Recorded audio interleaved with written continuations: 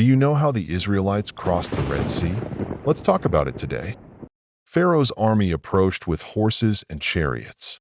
Terrified, the Israelites cried out to the Lord. Then they turned on Moses. Was it because there were no graves in Egypt that you brought us to the desert to die?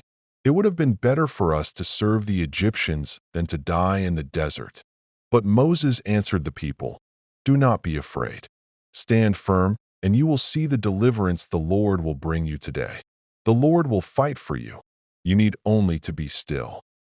Then the angel of God and the pillar of cloud moved from before them and stood behind them, coming between the armies of Egypt and Israel. Throughout the night, the cloud brought darkness to one side and light to the other. Then the Lord spoke to Moses, "Raise your staff and stretch out your hand over the sea." And Moses did. All that night, the Lord drove the sea back with a strong east wind. The waters were divided, and the Israelites went through the sea on dry ground, with a wall of water on their right and on their left. A great multitude, with flocks and herds, walked the path made through the deep. Through the night, they crossed, step by step, out of the land of their slavery. During the last watch of the night, the Egyptians pursued and went into the sea after them, all Pharaoh's horses, chariots, and horsemen. But the Lord looked down from the pillar of fire and cloud and threw the Egyptian army into confusion.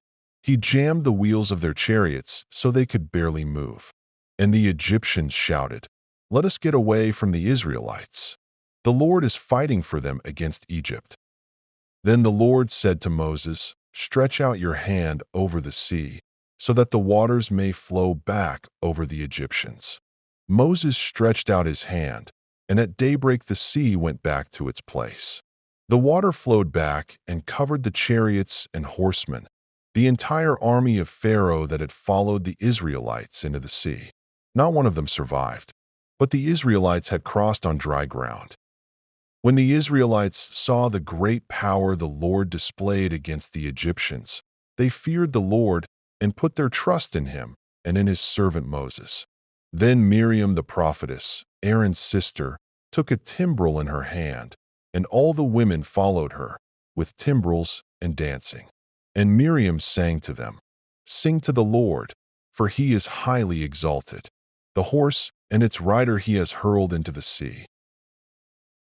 Thanks for watching. Please subscribe.